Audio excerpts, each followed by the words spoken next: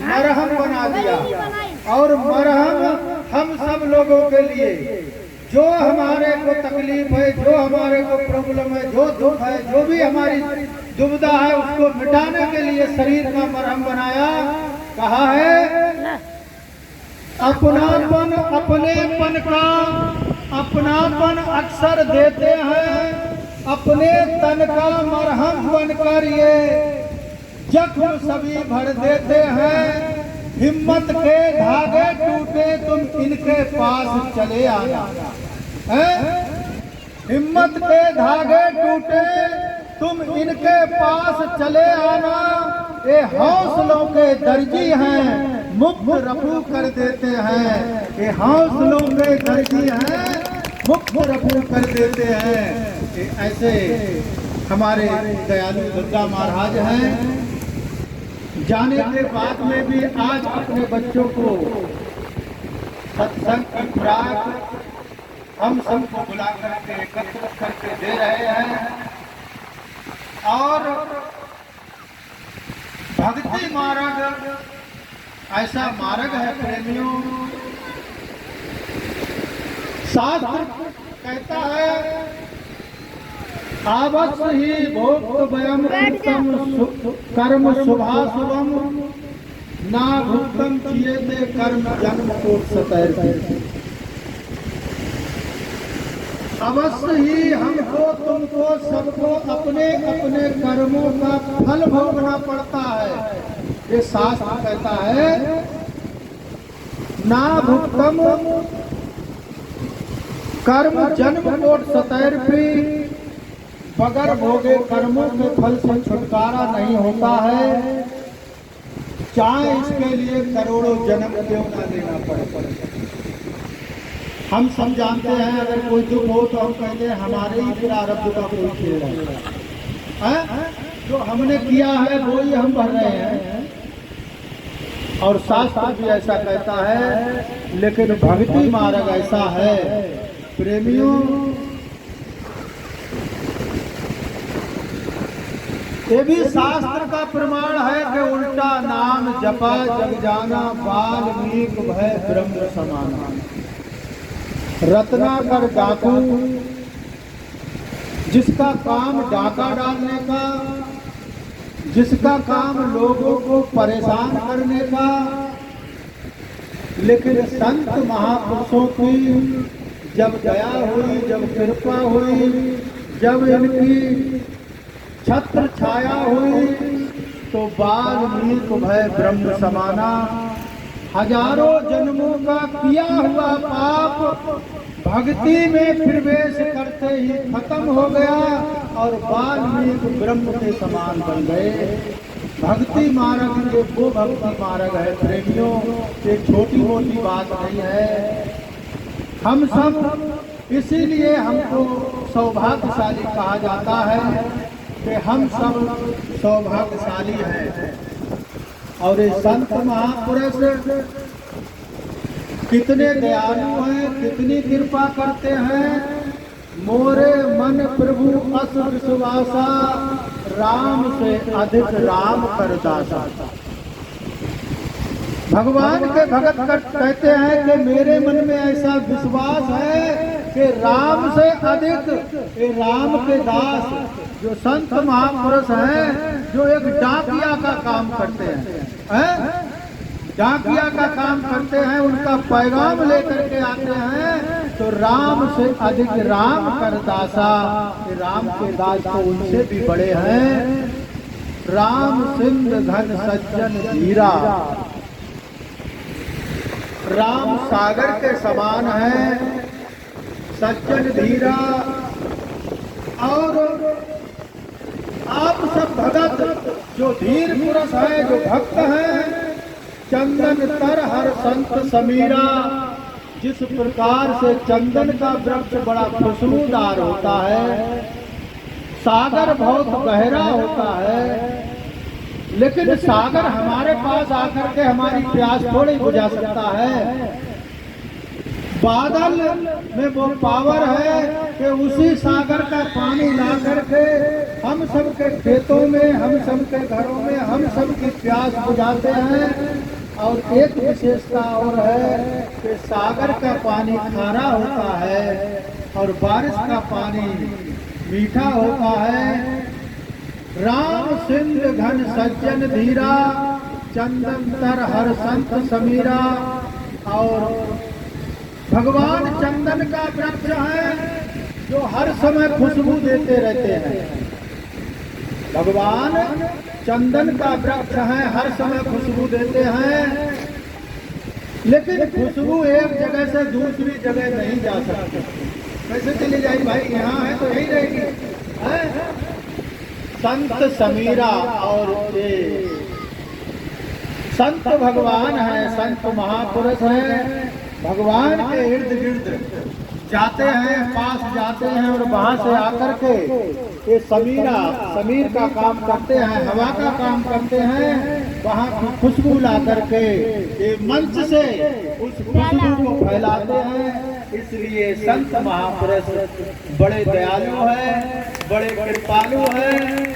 हम सबको इन संत महापुरुषों का जितना भी हो सके स्वागत करना चाहिए।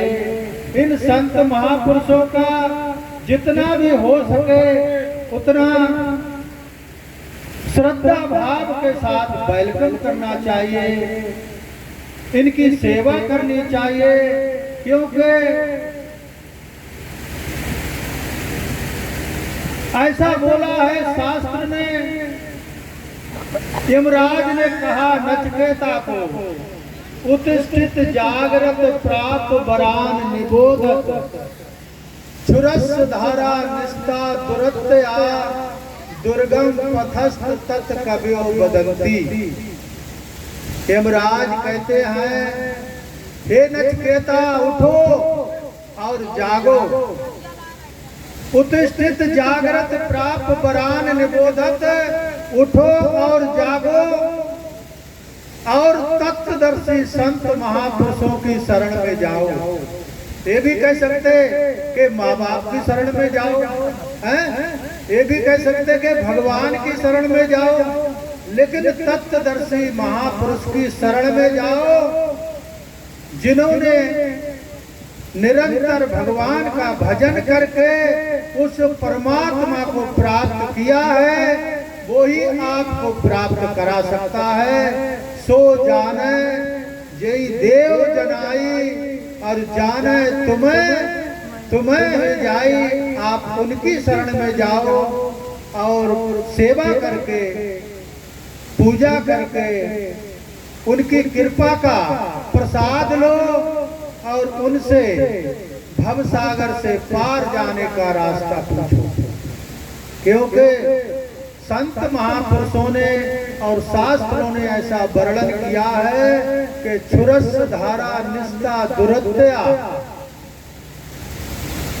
भवसागर से पार जाने का रास्ता इतना कठिन और दुर्गम है, जैसे कि छुरे की धार पर चलना बड़ा दुस्तर होता है। ऐसा ये भवसागर से पार जाने का रास्ता है जो संत महापुरुष ही बता सकते हैं। आप बड़े भाग्यशाली हो जो इन संतों के जो समाज एकत्रित हुआ है और इस समाज में आप सब प्रवेश करके जो अमृतमयी वर्षा हो रही है, उस अमृतमयी वर्षा का आप लाभ उठा रहे हैं। आप अपने जीवन का कल्याण कर रहे हैं। आप बड़े भाग्यशाली हैं। और सबसे बड़े भाग्यशाली वो प्रेमी हैं हम सबको एकत्रित जिन्होंने किया है तन मन धन का सहयोग देकर के। हम सबको एकत्रित किया है जिन भक्तों ने, जो अमायन के प्रेमी हैं। और मैं तो देख रहा था एक हमारे प्रेमी एक भगत ऐसे हैं जिनका नाम रफीक खान है क्या, जो हमारे इस्लाम धर्म से आते हैं। भगवान के सत्संग के लिए उन्होंने भी सहयोग दिया है। ऐसे प्रेमी भक्त हैं इस रामायण के, उन प्रेमियों का बहुत बड़ा सहयोग है।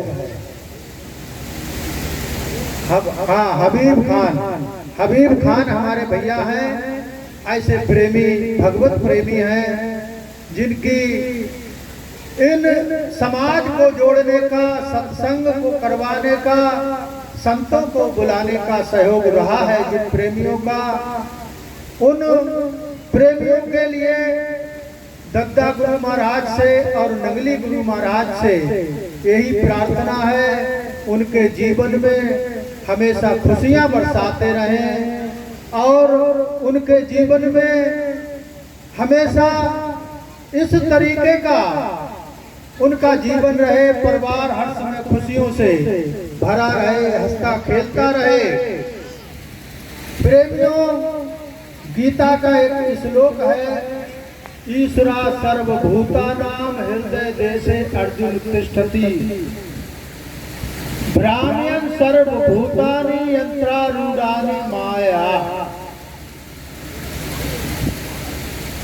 अर्जुन कहने लगे कृष्ण भगवान को, ये मार काट तो मुझे करनी नहीं है, अपनों को मार करके इस राज को मैं ग्रहण करूं, राजा बन जाऊं और राज को भोगूं, अपनों का खून बहा करके, ऐसा नहीं करना है। भगवान की भक्ति करना है, भिक्षा का अन्न मांग करके खा करके मैं अपना गुजारा करूंगा। कृष्ण भगवान कहते हैं अर्जुन, भक्ति करोगे तो भक्ति करके क्या करोगे? उन्होंने कहा भक्ति करके भगवान की प्राप्ति, भगवान का दीदार, आत्म साक्षात्कार करना है और अपने जीवन का कल्याण करना है। कृष्ण भगवान कहते हैं ईश्वरा सर्वभूतानां हृदय देशे अर्जुन तिष्ठति, जिस ईश्वर की प्राप्ति के लिए तुम वन में जाओगे, जिस ईश्वर की प्राप्ति के लिए एकांत में जाकर के समाधि लगा करके भजन करोगे, अपने कर्तव्य से भागोगे, वो ईश्वरा सर्वभूतानां हृदय देशे अर्जुन तिष्ठति, भ्राम्यं सर्वभूतानि यंत्रारूढ़ानि माया। बड़े प्यार से सुनने की बात है, हमारे सबके जीवन में सुन करके उतारने के लायक ये प्रसंग है। वो ईश्वर तो तुम्हारे सबके, मेरे सबके भूत प्राणियों के हृदय देश में रहता है, तो वहां जाने की क्या जरूरी है? अर्जुन कहने लगे महाराज, आप कहते हो कि ईश्वरा सर्वभूतानां, ईश्वर सारे भूत प्राणियों के हृदय देश में रहता है। हाँ, उन्होंने कहा हाँ, सारे भूत प्राणियों के हृदय देश में रहता है, लेकिन हम सब मैं मेरी माया के वशीभूत होकर के शरीर रूपी यंत्र पर बैठ करके जीवन रूपी यात्रा पूरी करते हैं। किसी को जवानी का नशा, किसी को दौलत का नशा है, इसी नशे में तो है। हम सब जीवन रूपी यात्रा पूरी शरीर रूपी यंत्र पर बैठ कर करते हैं। अर्जुन कहता है तो एक बात बताओ महाराज, जब ईश्वर सारे भूत प्राणियों के हृदय देश में रहता है, तो मैंने तो ऐसा देखा है संसार में लोगों की जब चोरी करते हैं तो अंदर बैठा हुआ ईश्वर मना क्यों नहीं करता है कि ईश्वर की चोरी क्यों कर रहा है? मैं तो देखता हूँ लोगों के लिए उनकी डकैती डाल लेते हैं, लोगों की पॉकेटमारी करते हैं, लोगों को मर्डर भी करते हैं महाराज। जब मर्डर करते हैं तो वो अंदर बैठा हुआ ईश्वर मना क्यों नहीं करता है कि तू मर्डर क्यों कर रहा है? ईश्वर का मर्डर क्यों कर रहा है? इसलिए मैं नहीं मानता महाराज, क्योंकि इस संसार में ये काम तो बड़ी तेजी से हो रहे हैं। देखो आज ये सत्संग हो रहा है, इसमें गिने चुने लोग हैं। ये रामायण कस्बा ये भी बड़ा है, हम गुरुमुख भी काफी होंगे, लेकिन गुरुमुख भी यहाँ ना आ सके होंगे। इसमें इतने लोग कम आए हैं और यहाँ पर कोई कार्यक्रम और कोई नाच तमाशा होने लगे हैं तो जो सुनेगा धनाधन ये नहीं कहेगा हमारा बुलावा ना आए तो ना जाए, कहेगा चलो काम तो रोज करते ही रहते हैं, आ जाएगा। उन्होंने कहा अंदर बैठा हुआ ईश्वर मना क्यों नहीं करता है? कृष्ण भगवान कहते हैं मैं तुम्हें बताता हूँ, आप सुनो, जब मैं बताऊंगा तो आपको समझ में आएगा। एक कंपनी ने बनाया है गीजर और उसी कंपनी ने बनाया है फ्रिज। गीजर का क्या काम है और फ्रिज का क्या काम है ये बताओ? कंपनी एक ही है। गीजर का काम है पानी को गर्म करना और फ्रिज का काम है पानी को ठंडा करना। चाहे हम कोई कंपनी ले लें, ब्रिटानिया ले लें, बजाज ले लें और कोई ले लें, एक ही कंपनी ने दोनों चीज बनाई है। गीजर भी उसी कंपनी ने बनाया है और फ्रिज भी उसी कंपनी ने बनाया है। गीजर फ्रिज दोनों जब एक ही कंपनी ने बनाए हैं, अच्छा उसके अंदर बिजली दोनों के अंदर एक ही काम करती है। अगर बिजली कोई दूसरी काम करती हो तो बताओ, बिजली आ गई तो फ्रिज भी चल जाएगा और बिजली आई तो गीजर भी चल जाएगा। ऐसा तो नहीं है कि साहब बिजली तो आई है लेकिन फ्रिज वाली आई है, गीजर वाली नहीं आई है, ऐसा नहीं है। बिजली एक काम कर रही है, अगर बिजली चली जाए तो फ्रिज अपना काम करना और गीजर अपना काम करना। उन्होंने कहा ये संसार रूपी कंपनी ने चोर भी बनाया है और संसार रूपी कंपनी ने डाकू भी बनाया है। संसार रूपी कंपनी ने आतंकवादी जो अनंतनाग में रोजाना मुठभेड़ चल रही है, वो संसार रूपी कंपनी ने बनाए हैं। उसी संसार से पैदा हुए और उसी संसार से ये भगत लोग पैदा हुए जो सत्संग सुनने सब काम छोड़ करके आए हैं। उसी संसार रूपी कंपनी से ये संत लोग पैदा हुए हैं जो हम सबको ज्ञान का भंडार दे रहे हैं, ज्ञान रूपी ऊर्जा दे रहे हैं अमृतमयी वर्षा करके। और उसी संसार रूपी कंपनी से दद्दा महाराज जैसे महापुरुषों ने अवतार लिया है। उसी संसार रूपी कंपनी से हमारे नंगली निवासी भगवान ने अवतार लिया है।